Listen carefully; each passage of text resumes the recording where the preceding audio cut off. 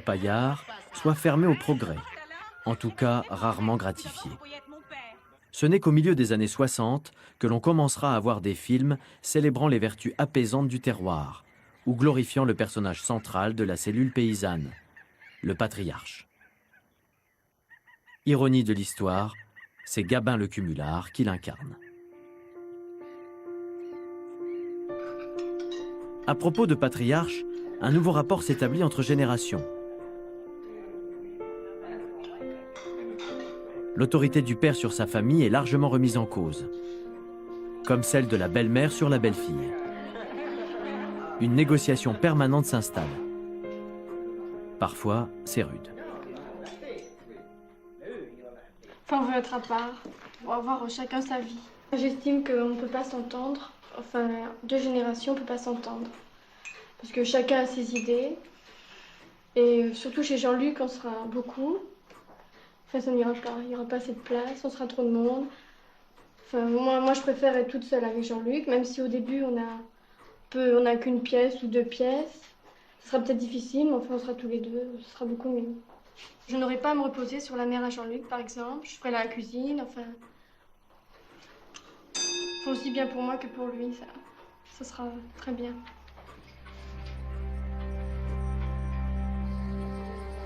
La cohabitation avec les anciens qui vivent de plus en plus longtemps est de moins en moins bien acceptée. Les jeunes couples se dotent d'un habitat nouveau et confortable, proche de la ferme.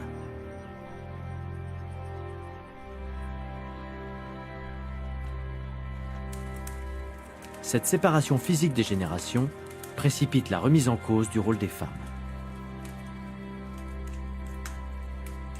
Peu éduquées, dépendantes de leur mari ou de leurs beaux-parents, sans autre autonomie financière que celle de la vente de quelques produits de basse-cour,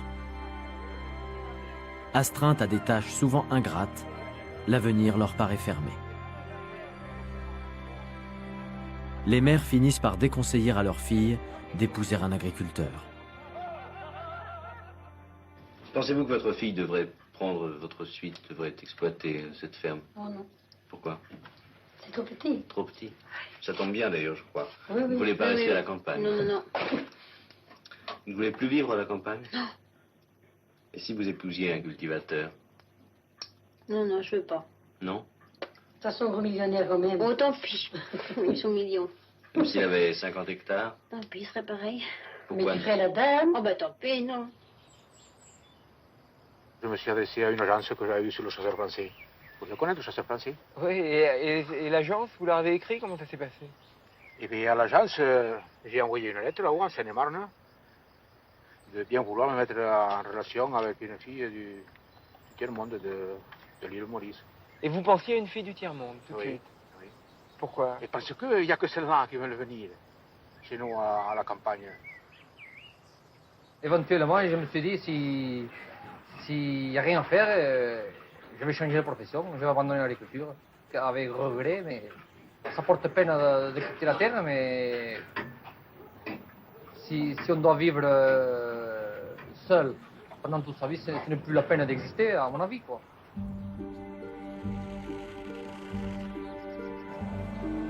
Peut-être ne voulait-on pas le savoir, mais le productivisme montre ses limites.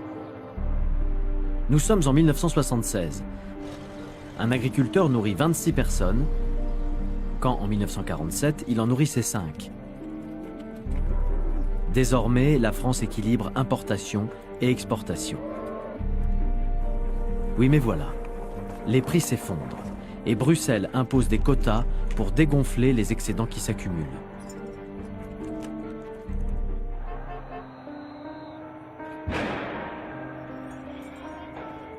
Le monde paysan continue à perdre ce qui lui restait de repères.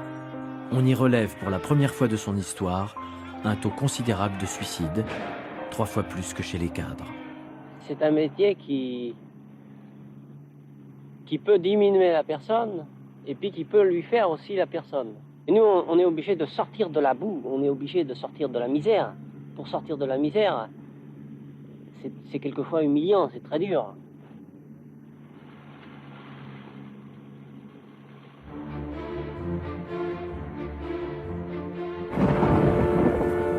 C'est précisément à ce moment que la terre s'ouvre sous les pieds des paysans. Bruxelles propose rien moins, pour répondre au problème des surplus, que cesser de cultiver 5 millions d'hectares de terres fertiles. Cesser de cultiver. C'est la remise en cause de 1000 ans de conditions paysannes, établies sur la conquête de nouvelles terres, le défrichage, l'essartage, l'assèchement des marais. Voici le triomphe précaire de l'agriculture industrielle, désormais à la merci des circuits de distribution.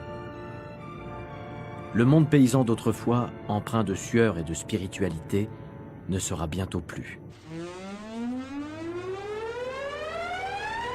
Ce constat de décès, le réalisateur Georges Rouquier l'établira en revenant sur ses pas avec un autre film. Après Farbik, Big Far. La France ne compte plus qu'1 500 000 paysans, 4 fois moins qu'à la Libération. Les bâtiments qui constituaient la ferme de Farbik ont été abandonnés. L'aîné a fait construire une maison moderne, s'est doté d'une unité laitière et d'un élevage en batterie. Travaille-t-il moins dur qu'autrefois son père? Certainement pas, même s'il fait désormais appel à la mécanisation, aux engrais, à la nourriture industrielle pour le cheptel. Maintenant, ce n'est plus le mauvais temps qu'il redoute, mais que le cours du lait ou celui du veau sous la mer, décidé loin de lui, s'effondre. En bref, il n'est plus maître chez lui comme l'était son père. La messe est dite. Demeure la rage. Des régions entières se mobilisent derrière leurs agriculteurs, mis plus encore en difficulté par l'ouverture des frontières. Les manifestations paysannes des années 70 se caractérisent par leur violence. À Montredon, une fusillade oppose CRS et viticulteurs et se conclut par 2 morts.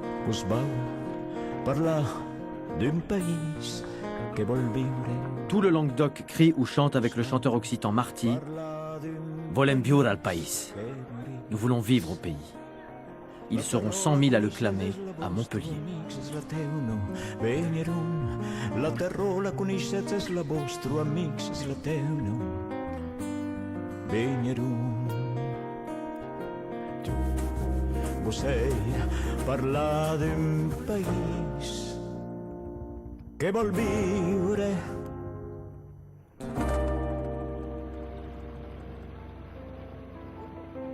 En décalage avec les soubresauts du monde agricole, les années 70 vont enfanter d'un mythe, substitut d'un monde en voie de disparition.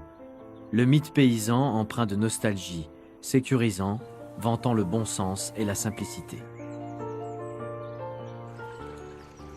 Dans combien de temps, à votre avis, les Français auront oublié qu'ils ont appartenu à ce monde rural?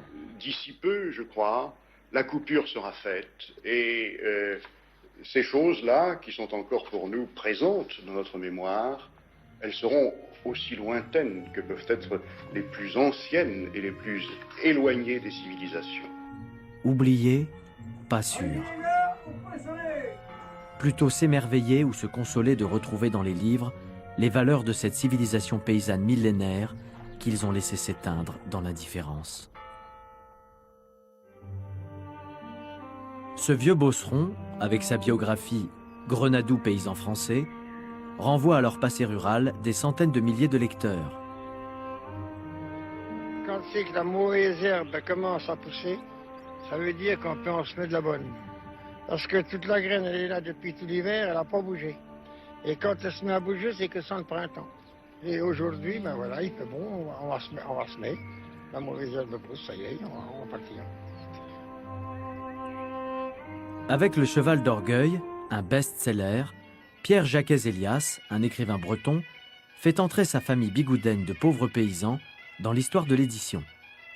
J'ai toujours entendu dire que les paysans étaient des gens balourds, des gens qui étaient lents de compréhension, ce qui est absolument faux étant donné que la plupart des outils dont se servent les paysans jusqu'à une date très récente ont été inventés non pas par des ingénieurs de la ville mais par eux-mêmes. Et d'autre part, alors, la lenteur que l'on reproche quelquefois aux paysans, que l'on considère comme une balourdise, c'est un rythme vital. Ils n'ont pas la même pulsation cardiaque que les gens des villes. Et depuis 4 jours que je suis à Paris, je sens qu'il va falloir que j'aille voir mon cardiologue. Le nœud papillon est là pour accentuer son aspect provincial. Henri Vincenot, Lavalière, gilet, costume de velours, belle bacchante, accent du terroir, pose en conteur rural, bien qu'ingénieur et journaliste. Non, vous savez, j'ai fait ce livre. Et je crois que tous ces messieurs sont d'accord. Un homme qui écrit, c'est avant tout un conteur. Ah, vous êtes un Jadis, il y avait ces veillées où on se retrouvait tous. Maintenant, il n'y a plus de veillées. On est devant la télévision, on ne dit rien. Heureusement pour les écrivains. C'est un hommage qu'on lui rend d'ailleurs à la télévision. C'est très bien, bravo. Mais jadis, il y avait ces veillées. Et là, à la veillée, dans chaque village, il y avait un conteur ou deux et conteuses, ou trois ou quatre. C'était les gens les plus doués pour raconter. Alors, ils racontaient. Et puis moi, je me suis rendu compte que j'étais aussi un petit peu un conteur. Les semaines passèrent. Le temps de la fenaison était venu. Avec Jacou le Croquant, un feuilleton en 6 épisodes, la télévision met en scène une famille de métayers au début du 19e siècle qui se bat pour conserver sa terre.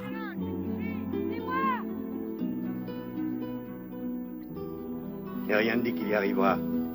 Et pour ça, il faut que tu te battes, que tu aies du courage.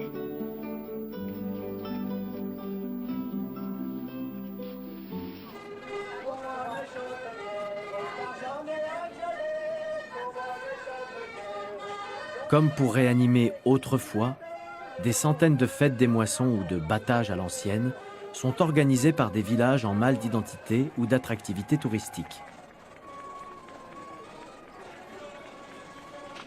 Elles font revivre des métiers presque disparus de la vie rurale. Forgeron, maréchaux-ferrants, charron, sabotier, potier ou tisserand.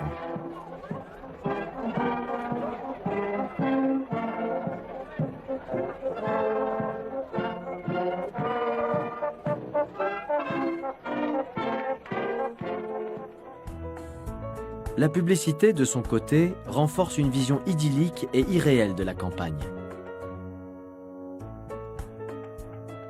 On y voit des paysans à l'ancienne, parfois encore un peu ridicules,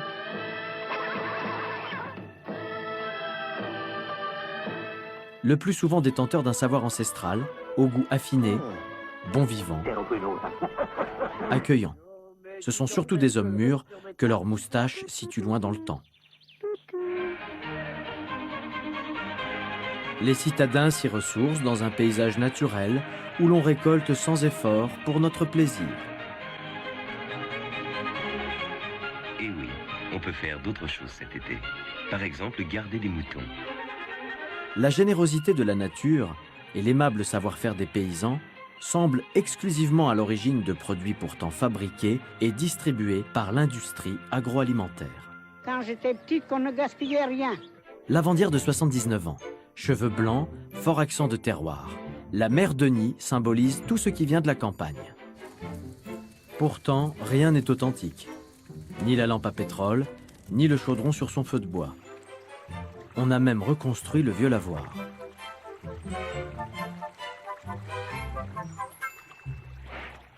Il n'y a pas de bon lavage sans rinçage répété, profond et méticuleux. Ça, c'est vrai, ça. Ce mythe paysan, fabriqué par et pour les habitants des villes, cette image d'une ruralité idyllique, chargée de valeurs de simplicité et d'authenticité, est à 1000 lieues de ce que vit en réalité le monde des campagnes. Dans ce mythe, le Larzac va jouer une place originale. Pour agrandir un camp militaire, l'armée décide d'exproprier 103 familles de paysans.